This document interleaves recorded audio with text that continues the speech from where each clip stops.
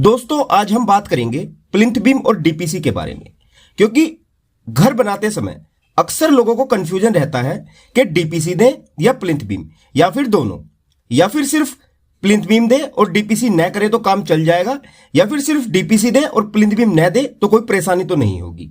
आज आपकी ये कंफ्यूजन 100% क्लियर कर दूंगा कि आपको करना क्या है, डीपीसी देनी है या प्लिंथ बीम, या फिर दोनों देने पड़ेंगे, और अगर दोनों देना जरूरी है तो किस कंडीशन में। क्योंकि आपने ऐसा देखा होता है कि प्लिंथ बीम भी दिया गया है और डीपीसी भी, और कई जगह सिर्फ प्लिंथ बीम ही दिया गया है। इसीलिए आपके माइंड में ये कंफ्यूजन रहती है, क्योंकि इसके पीछे का कॉन्सेप्ट आपको पता नहीं होता। तो अगर आप अपना घर बना रहे हैं फिर तो ये वीडियो आप लोगों के लिए बहुत ज्यादा इंपॉर्टेंट होगी। तो जानने के लिए वीडियो में एंड तक बने रहिएगा, और जानकारी पसंद आने पर इसे ज्यादा से ज्यादा लाइक और अपने दोस्तों के साथ शेयर करना न भूलिएगा। ओके फ्रेंड्स, तो चलिए वीडियो को शुरू करते हैं बिना किसी देरी के। तो सबसे पहले तो आप ये समझिए फ्रेंड्स कि डीपीसी और प्लिंथ बीम असल में है क्या, इन दोनों में डिफरेंस क्या होता है और इन्हें क्यों दिया जाता है। तो सबसे पहले अगर हम प्लिंथ बीम की बात करें तो प्लिंथ बीम ग्राउंड लेवल और फिनिश फ्लोर लेवल पर दिए जाते हैं। प्लिंथ बीम आपके सभी कॉलम को इंटरकनेक्टेड करने का काम करता है और पूरे घर के लोड को फाउंडेशन तक इक्वली यूनिफॉर्मली डिस्ट्रीब्यूट करता है। आसान भाषा में कहूं तो प्लिंथ बीम जो सोइल सेटलमेंट की वजह से दीवारों में क्रैक्स आते हैं उन्हें आने से रोकता है, आपके स्ट्रक्चर को एक सॉलिड स्टेबल बेस देकर।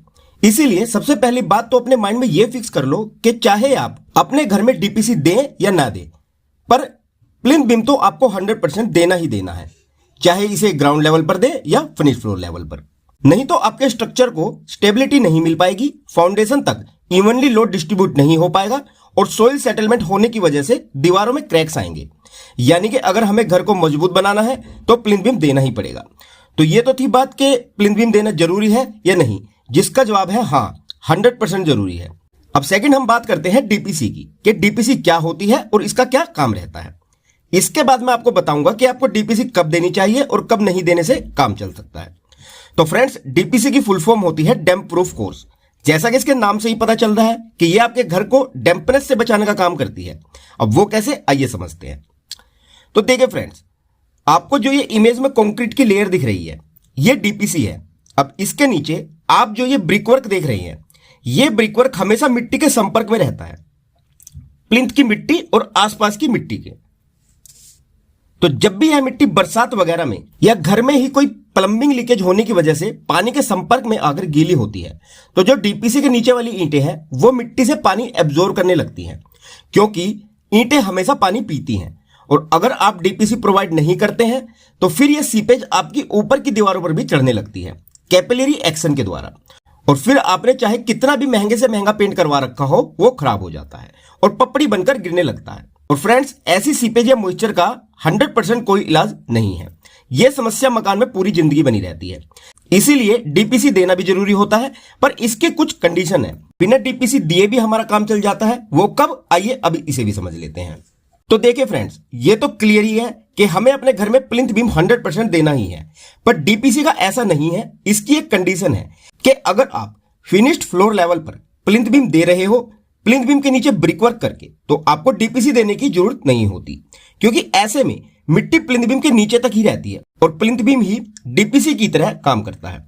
हाँ, ज्यादा करो तो प्लिंथ बीम के ऊपर आप डॉक्टर फिक्सिट वगैरह का केमिकल या फिर बिटुमेन का कोट कर सकते हो, नीचे की सीपेज ऊपर दीवारों पर नहीं आएगी। पर सेकंड कंडीशन ये है कि आपने अक्सर देखा होगा कि बहुत से लोग अपना प्लिंथ बीम के नीचे ब्रिकवर्क बचाने के लिए, या उन्हें पता नहीं होता, प्लिंथ बीम ग्राउंड लेवल पर ही दे देते हैं।